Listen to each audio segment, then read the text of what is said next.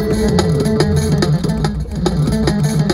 Marshall Brain with today's question. What is a stratospheric aerosol? Scientific evidence indicates that the Earth is getting warmer because greenhouse gases in the atmosphere trap more of the sun's heat. For example, human consumption of fossil fuels releases billions of pounds of carbon dioxide gas into the atmosphere every day, and a wide variety of natural processes create methane. Both of these gases trap heat. If we could somehow block or reflect away some of the sunlight reaching Earth, it would cool the planet down. One way to block or reflect sunlight is to load the stratosphere with particles or sulfur chemicals like sulfur dioxide. We know this would work because large volcanic eruptions, which inject dust and sulfur into the stratosphere, have a noticeable cooling effect on the entire planet. The stratosphere starts about 6 miles above the Earth's surface, and commercial jets regularly fly at this altitude. So one idea that's been proposed is to use jets or high-altitude balloons to create man-made reflective stratospheric aerosols. We can release large quantities of sulfur dioxide or hydrogen sulfide gas directly into the stratosphere. There are 3 advantages to this approach. First, we know it would work. Volcanoes show us the way. Second, we can get started very quickly. There are no technological hurdles. Third, it's easy to turn it off. We simply stop injecting the chemicals, and in a year or 2, they'll dissipate naturally. Do you have any ideas or suggestions for this podcast? If so, please send me an email at podcast@howstuffworks.com. For more on this and thousands of other topics, go to howstuffworks.com. And be sure to check out the Brain Stuff blog on the howstuffworks.com homepage.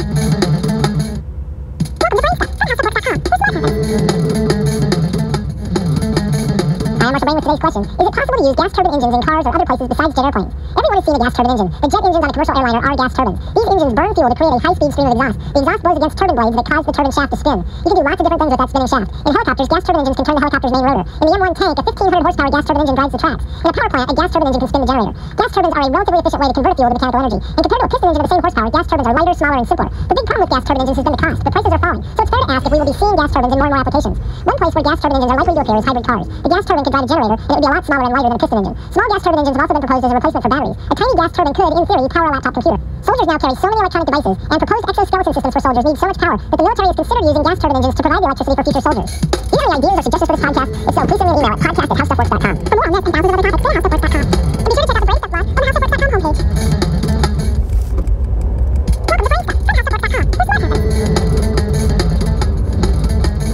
Hi, I'm Marshall Brain with today's question. What are frankincense and myrrh? Frankincense and myrrh are both resins, or dried tree sap, that come from trees which are common to Somalia. The way that people collect the sap is similar to the way people collect rubber tree sap or pine tree sap. Cutting the tree's bark causes the sap to ooze out of the cut. The sap used to create both frankincense and myrrh comes slowly, and it's allowed to dry on the tree. The hardened sap is then shipped off and collected and used as frankincense and myrrh. Both in the time of the 3 wise men and today, frankincense and myrrh are commonly used to create incense. You mix frankincense with things like spices, seeds, and roots to create different aromas. Traditionally, you burn the powdered incense with a piece of charcoal in a censer or on a small stand. Do you have any ideas or suggestions for this podcast? If so, please send me an email at podcast@howstuffworks.com. For more on this and thousands of other topics, go to howstuffworks.com. And be sure to check out the Brain Stuff blog on the howstuffworks.com homepage.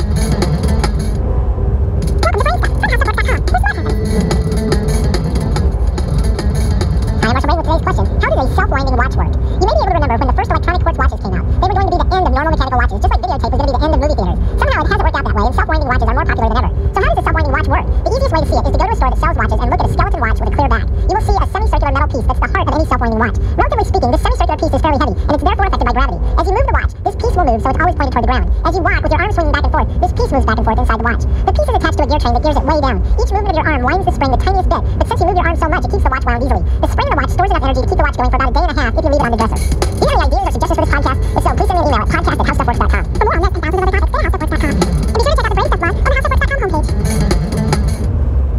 Welcome to Brain Stuff from howstuffworks.com.